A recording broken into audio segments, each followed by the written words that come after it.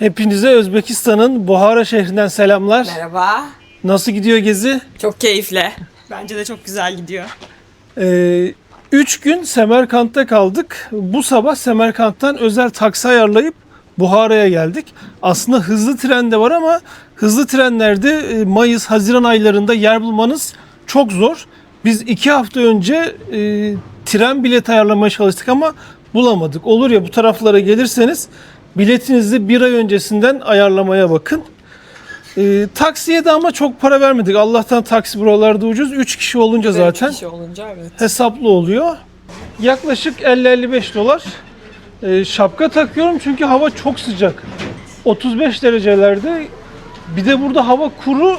Güneşin altında inanılmaz yakıyor. Otelimiz Eskişehir merkezine çok yakın.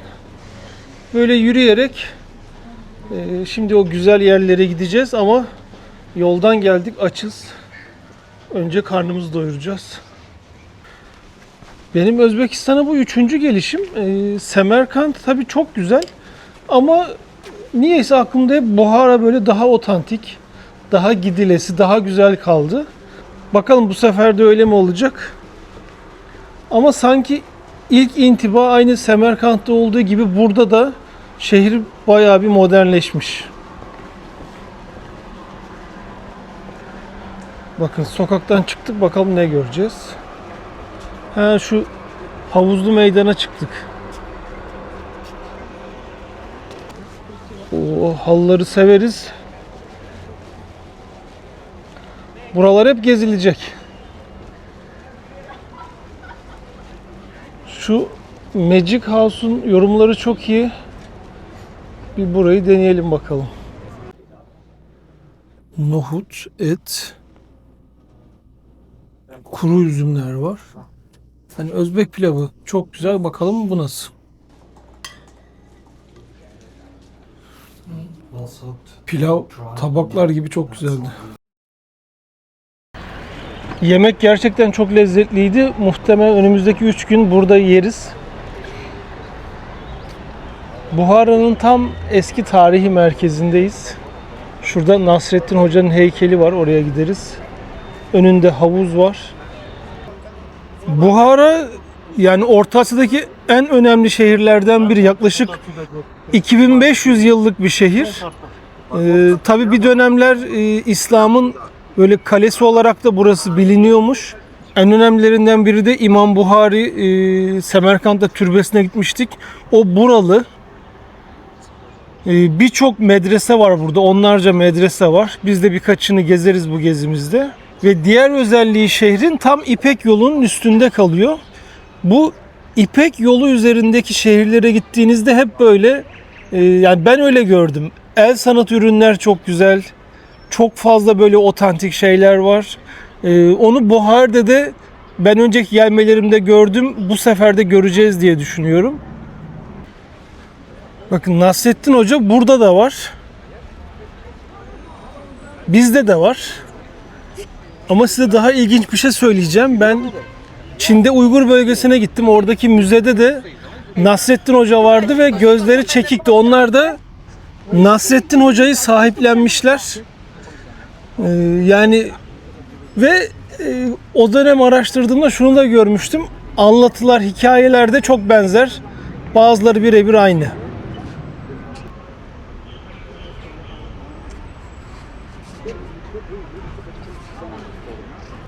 Yani belki de Nasrettin Hoca bir şehir efsanesi de olabilir. Şehirlerin efsanesi de olabilir. Çin'de de var, Özbekistan'da da var.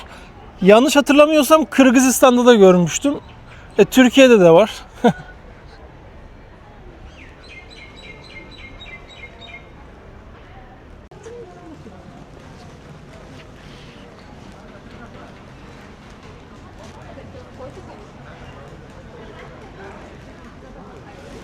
Şimdi buraya Semerkant'tan trenle günübirlik gelenler de oluyor ama yani Buhara'ya yazık olur. Buraya kesinlikle günübirlik gelinmez.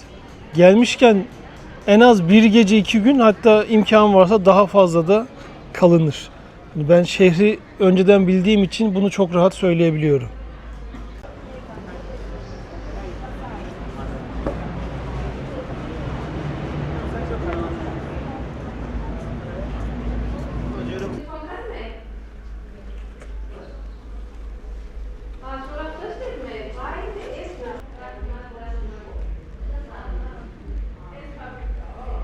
Zeynep teyzeyi benim önceki videoyu izleyenler hatırlar. Zeynep teyzenin bu dükkanından alışveriş yapmıştık. Beni görür görmez tanıdın mı diye sordum. Ha, kızı da tanıdı. İsmimle söyledi yani. Mehmet misin dedi. Ha? Bak rotası seyyah diyor. Diyorum Türk geldi mi bizden sonra çok Türk geldi. Zeynep abla Zeynep abla diyorlar diye. Zeynep abla çay içmeden bırakmam dedi.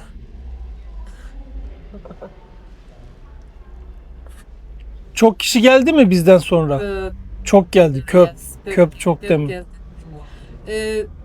Zainab abla, Zainab abla. Because you said Zainab abla. So everyone comes to us Zainab abla. Zeynep abla. Türkler hepsi. Rotası seyyah.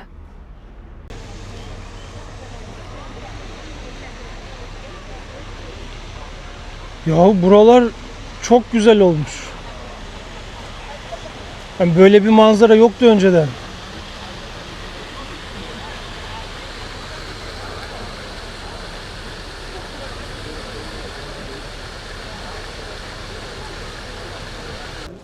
Şimdi bakın şu dükkanı hatırlayanınız var mı? Zakir Usta, Mirşat Usta.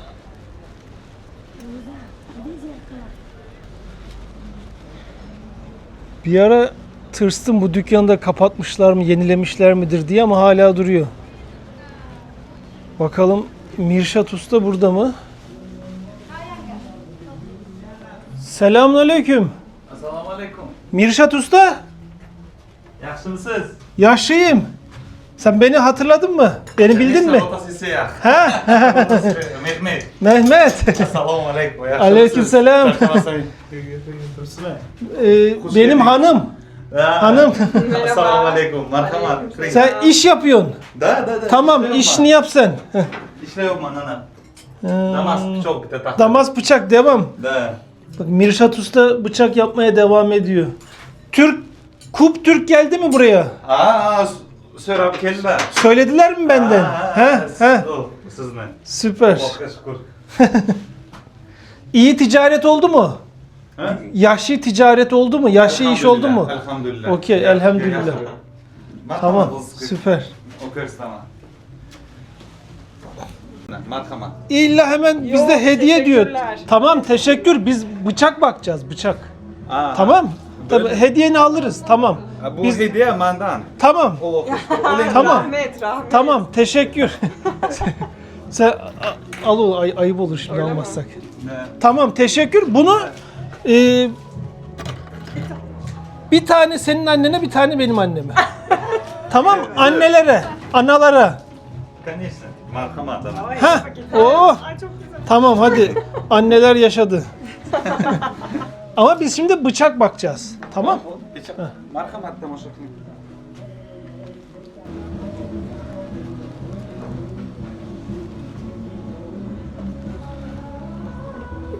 Bak babası Zakir Usta. Mirşat Usta'dan bu sefer geyik boynuzlu bir Damaskus bıçağı aldık. Buhara'ya gelirseniz Mirşat Usta'yı buluyorsunuz. Sokağa gösterdim. Assalomu alaykum, marhamat. Buxoroga xush kelibsizlar. Biz ana shu 6-avlod temirchi, 6 поколение кузнецы мы. Тут работаем. Ota kasbı. Ben ilk babası Zakir Usta'dan 2018'de bıçak almıştım. Maalesef Zakir Usta'yı bir iki yıl sonra kaybettik. Oğlu işi devraldı. Onunla ilgili ayrı bir video yapmıştır. Şimdi tekrar video yapmayacağım ama Buhara'ya gelirseniz bıçakla, makasla ilgiliyseniz muhakkak buraya uğrayın. Ana bu. Bakın yeni yapılacak bir bıçak. Damaskus mu? Evet, bunu burada saatlerce dövüyor. Yüksek ısılarda içine bir şeyler atıyor. Ve sonrasında şu üzerindeki desenler ortaya çıkıyor işte. Tamam, rahmet. Rahmat. Kattagon. Certificate for airplane. Okey, Aeroport uchun bu. tamam. Bu havalimanı için sertifika veriyor. Ustamız yaptığı bıçakların dayanıklılığını gösteriyor bakın. Ucu hiçbir şekilde bozulmuyor. Evet. Görüşmek üzere. Hayırlı ticaret. Ya 2 dükkana girdik. İkisinde de yani beni hemen hatırladılar. Çünkü çok Türk gelmiş ondan sonra. Muhtemelen videoyu izleyenler buralara uğramışlar. Güzel hissettirdi. Yine bir tane de bıçak aldık.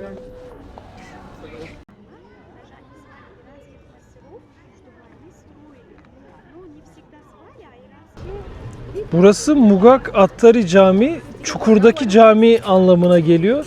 Zaten biraz fark ettiyseniz aşağıda kalıyor. 12. yüzyıldan kalma bir cami. Buhara'daki en eski camilerden biriymiş.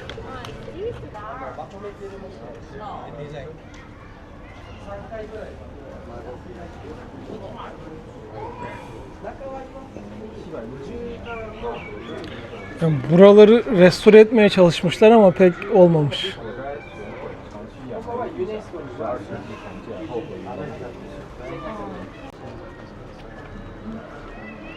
İçeride bir şey yok maalesef. Sadece müze var. Müzede sinevizyonda görüntüler gösteriyor. Ya buralar gezmesi çok daha keyifli hale gelmiş. Kafe, restoranlar artmış, butikler artmış ve çok kaliteli butikler.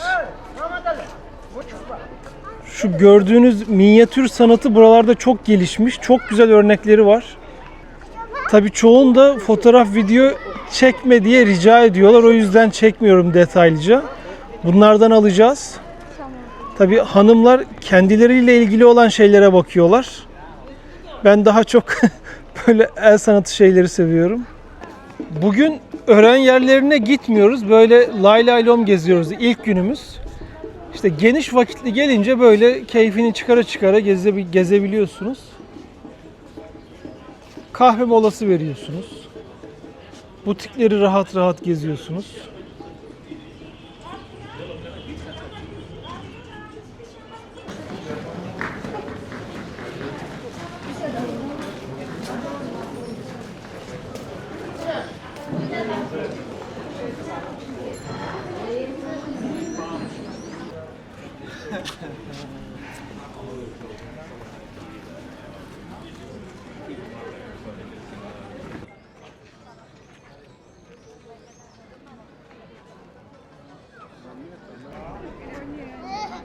Buhara'nın akşamı da ayrı güzel.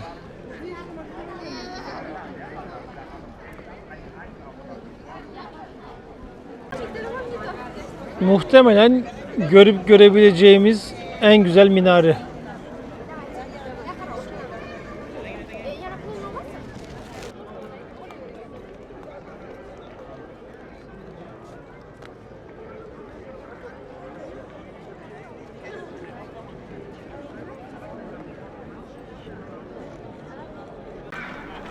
...1127 yılında yapılan bu minare zamanında gözetleme kulesi olarak da kullanılıyormuş savaş döneminde. Hemen yanında da Kalon Camisi var.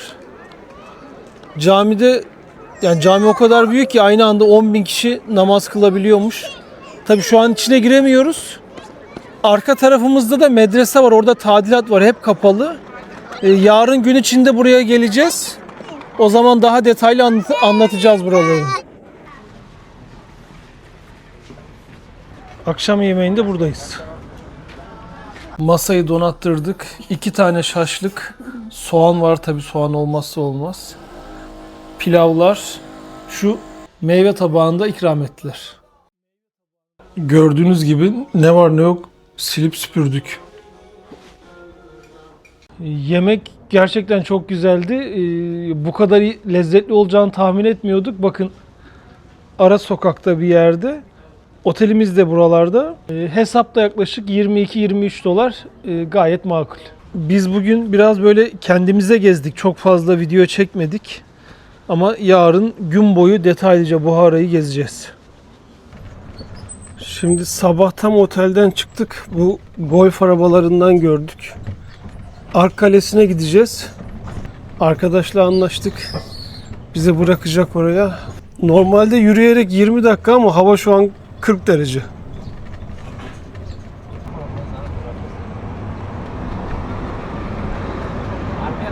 Bu kalenin ilk yapımı yani tahminen ta milattan önce 5. yüzyıla gidiyor. Ama tabi o günden sonra birkaç kez yıkılmış anladığımız kadarıyla.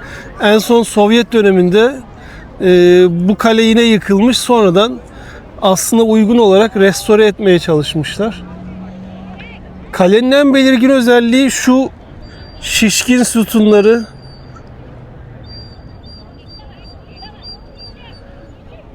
Kalenin içinde bildiğiniz ufak bir şehir var.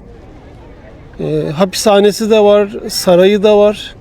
Şimdi içine gireceğiz. Bakalım önceki sefer gelmemde birçok yerde tadilat vardı, kapalıydı.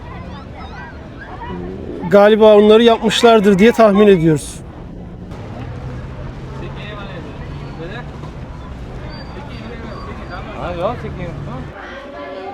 Kişi başı bilet 5 dolar.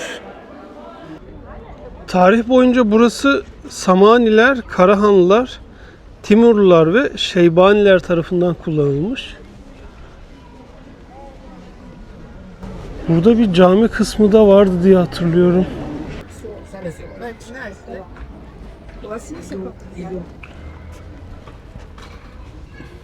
Evet, ahşap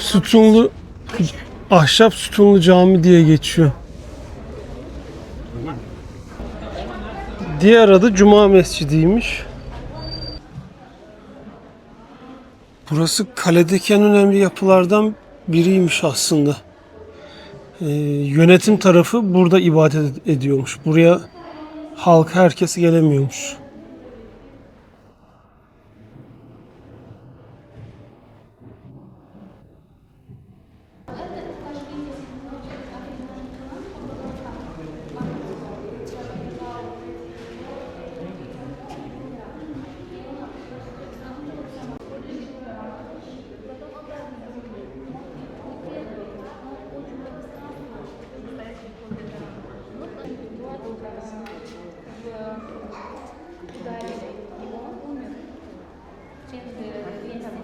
А вот эти кровь Османа пролился над Кораном.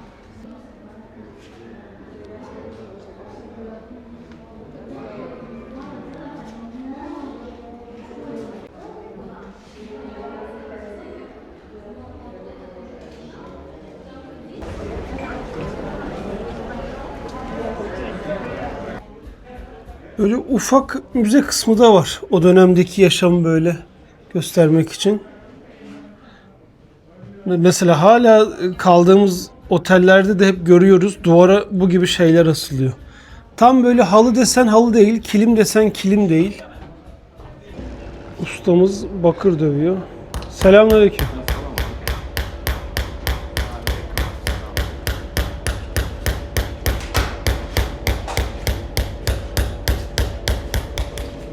Belli başlı fosilleri de sergilemişler.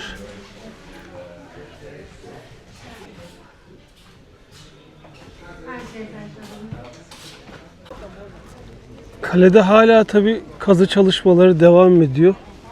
Şuralarda görünüyor eski yapılar, eski kalıntılar.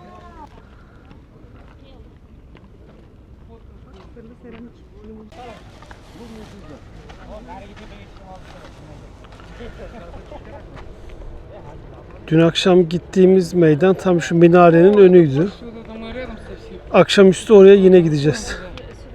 Onun içine gireceğiz. Biz tabii öğleden önce buraya geldik ama yine de çok sıcak, güneş çok yakıyor. Gün batımına gelmek en ideali. Şimdi burada emirin ya da hükümdarın halkla görüştüğü, halkın sorunlarını dinlediği yer. Ama bakın girişte böyle bir duvar var. Emir şu karşıda oturuyor muhtemelen. Halk emiri çok göremezmiş, çok bilmezmiş. Belki gelen kişi burada bekliyor. Aracıya işte diyeceğini söylüyor ve aracı da emiri iletiyor olabilir. Bakın şurada 2 tane aslan kapıyı koruyor. Orada ne olabilir sizce? devlet hazineleri burada saklanıyormuş. Ama bu kale 1920'de yıkılmış tamamen.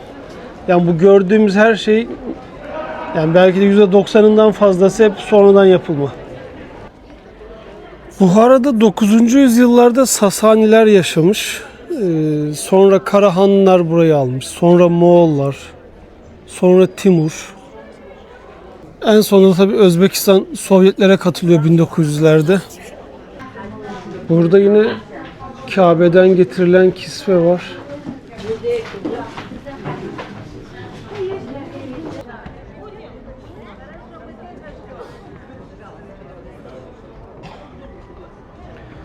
Şurada ayrı gözetleme kulesi. Oraya böyle dışarıdan gidiliyor.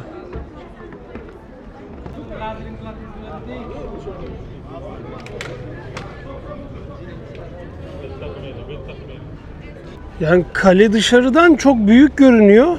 Aslında büyük de zaten ama içeride turistlerin gezebileceği yer sadece bu kadar. Hani 30 dakikada bile neredeyse her tarafı hemen bitirebilirsiniz.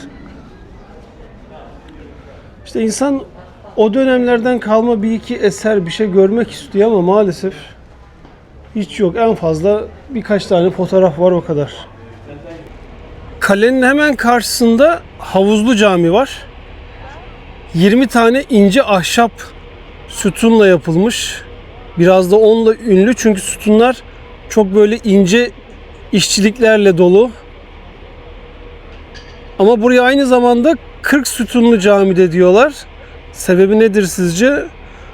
Bu su dolunca buraya yansıması camiyi 40 sütunlu gösteriyormuş.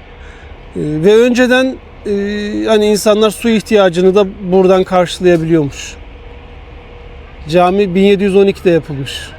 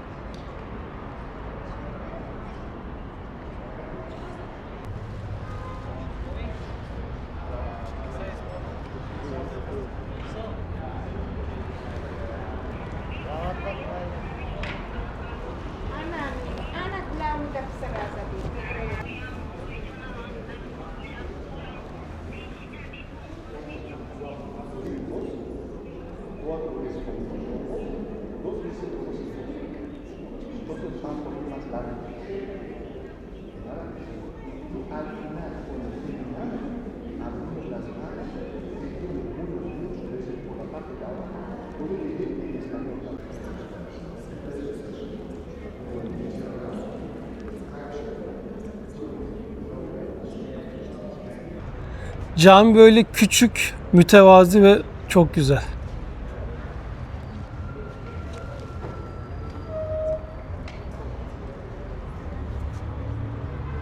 Şu dışarıdaki minareyi sonradan yapmışlar. Yine hemen camiden çıktık ve 8-10 dakika yürümeyle başka bir yere gidiyoruz. Hani bu gibi detaylar özellikle söylüyorum ki olur ya içinizden biri buraya gelirse yürüyerek bizim bugün bu yaptığımız rotanın hepsini yapabilir. Hazreti Eyüp Çeşmesi'ne geldik. Rivayete göre Hazreti Eyüp Buhara'ya geliyor. O geldiği dönemde su yok. Çok ciddi bir kuraklık var. Asasını böyle yere vuruyor ve vurduğu yerden su çıkıyor. Ama Buhara'da gerçekten çöl gibi bir iklim var. Bura yani kuraklığı yaşamıştır. Tabii bu yapıyı 14. yüzyılda Timur yaptırmış.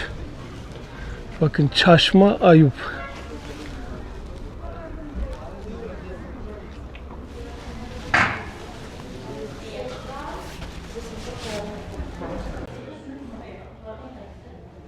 Çeşmenin önceki hali.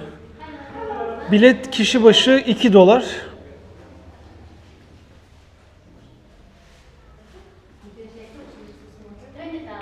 Çeşmenin hemen arkasında bir mezar var ama bu Hazreti Eyyubi'ye mi ait belli değil, bilinmiyor.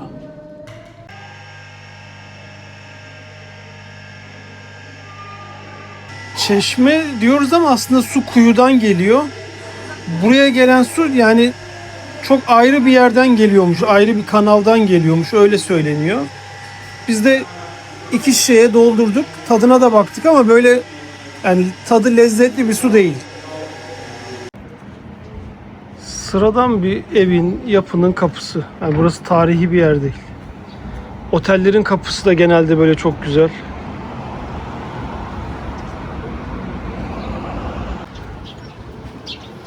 Ablalar, teyzeler hep şemsiyeyle geziyor. Şimdi o ana meydana tekrar gidiyoruz ve günü biraz oralarda geçireceğiz. Tabii sıcakta yapacak bir şey yok, en güzeli gün içinde bu gibi yerlerde vakit geçirmek, belki kafede takılmak. Öğren yerlerini gezmek zorlayıcı oluyor.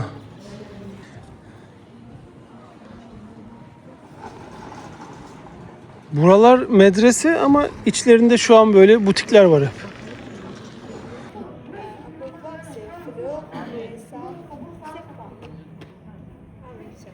Öğlen saat 3.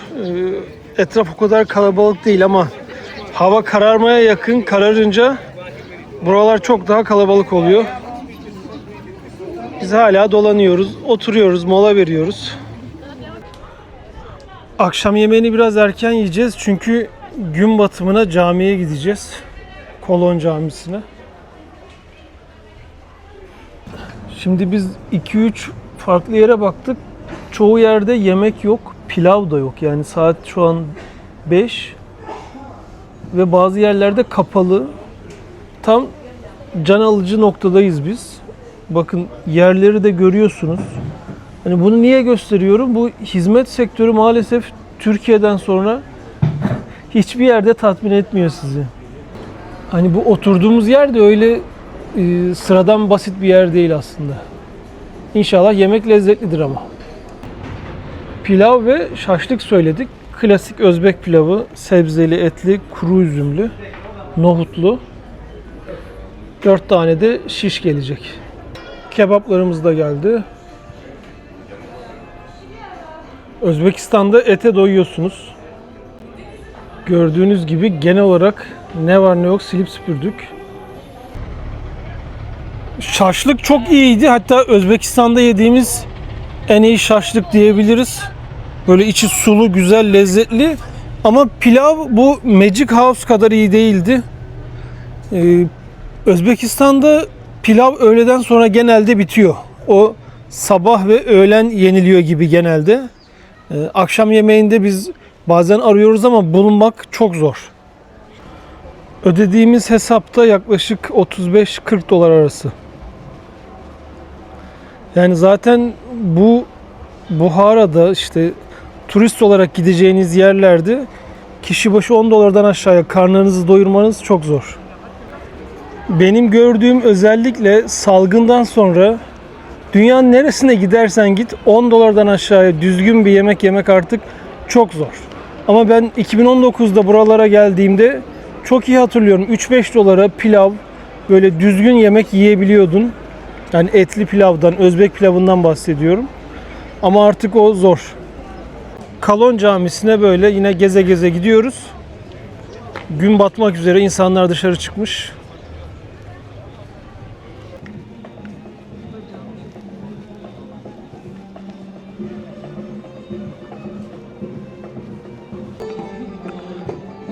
TRT'nin bir etkinliği ya da programı var sanırız ki.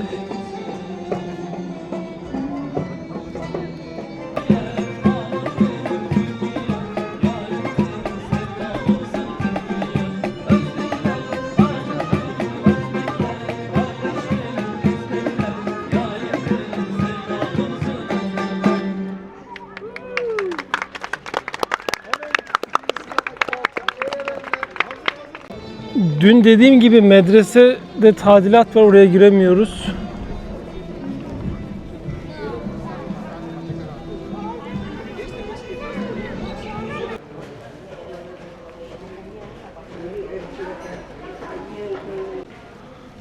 Buraya giriş yaklaşık $1,5. Hep kapatmışlar o içerileri ya.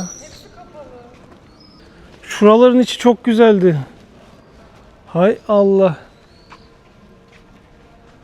Ben de diyorum bunlar nasıl $1,5 içeri aldı. Ucuz olmasından belliydi.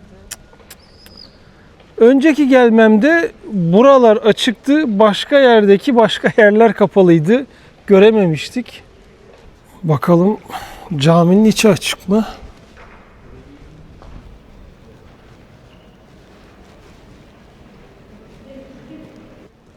Caminin içinde de birçok yer kapalı.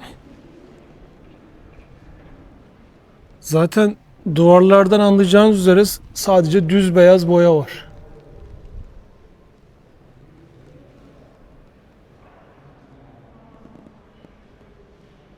Tüh.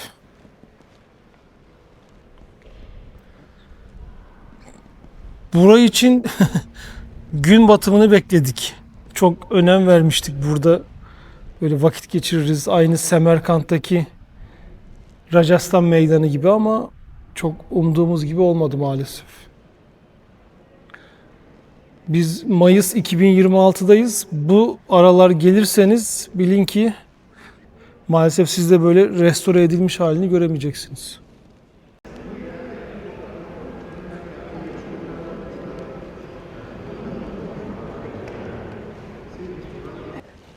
Dün biraz bahsetmiştik ama Kalon Camii ilk 12. yüzyılda Karahanlılar tarafından inşa ediliyor.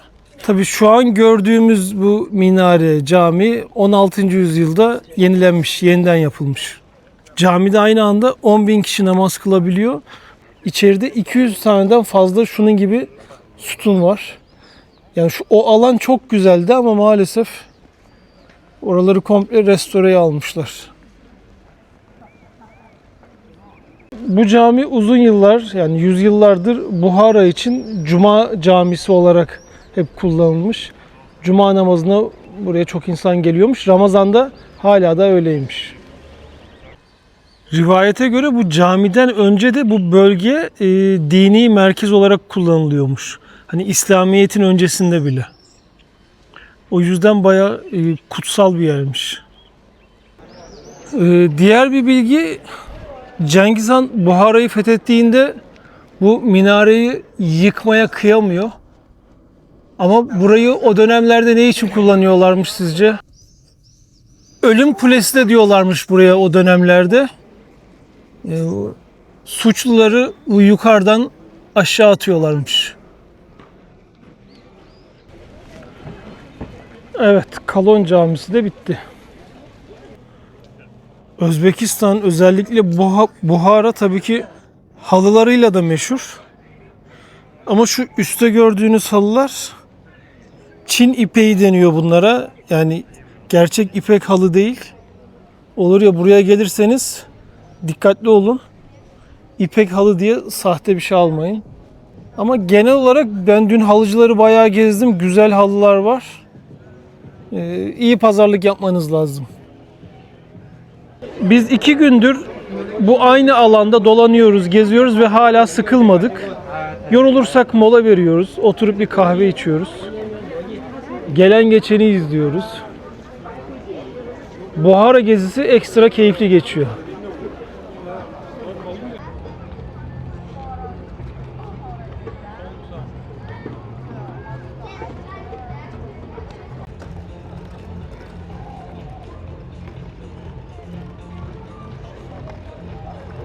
Şimdi biz yine dayanamadık. Sancar Usta'ya geldik.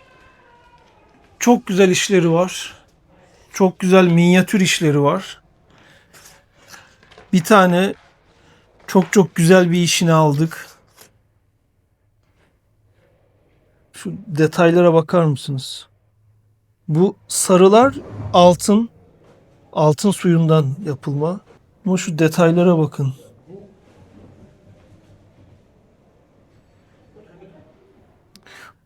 Burada İpek yolunu resmetmiş ustamız.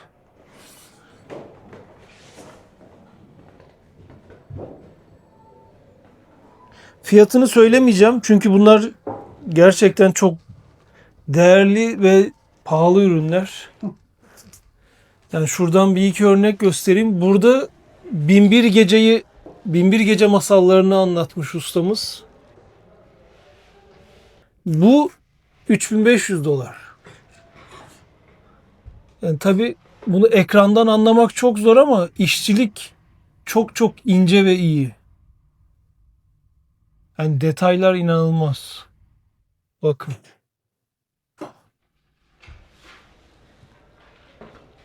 Buhara'ya gelirseniz Eskişehir merkezinde Sancar Usta'nın yerini buluyorsunuz. Bizim selamımızı söylüyorsunuz. Sancar Usta size elinden geldiğince yardım edecek. Doğru mu? Muhammed abinden geldim. He, YouTube'dan geldim dese tamam. 10-20% indirim yapamaz. Tamam. Ben hani Mehmet bana Muhammed diyorlar burada. YouTube'dan Mehmet Rotasız Seyyah Muhammed derseniz indirim yapacak. Ben bunu aldıktan sonra bizim YouTube'da video çekeceğimizi söyledim. Hani yanlış anlamayın. Abi bize bunun için ekstra bir indirim yapmadı. Burada reklam yok. Reklam gerekmez. Reklam indi. Reklam şimdi. Yani Sancar çok yaşlı adam. Biz çok şey aldık ondan. Hediyelikler aldık. Benim Buhara'ya 3. gelişimde ama muhtemelen 4 olacak ve buradan yine bir şeyler alacağız. Bıçak aldığım Zakir Usta'yı da tanıyor. Oğlum Mirşat'ı da tanıyor. Ona da anlattı hikayesini. Hoşuna gitti. İnşallah birkaç yıl sonra tekrar gelip yine Sancar abiden, Sancar kardeşimizden tekrar bir şeyler alacağız. Şey almasak da sohbet etmeye. Evet. Yani hani söylenmez böyle şeyler ama bize bir sürü şey ikram etti. Sırf İstanbul'a gelmiş. Evet. İstanbul'da da ona ikram etmişler. Restoranda su içiyorum para almıyorlar diyor. Çay içiyorum para almıyorlar ikram diyor. Biz de Türkiye'den geldiğimizi söyleyince ne yapacağını şaşırdı. Çok teşekkür ediyoruz. Tekrar görüşürüz inşallah. İnşallah. Tamam. Hoş geldiniz. Teşekkür İyi akşamlar. İyi akşamlar.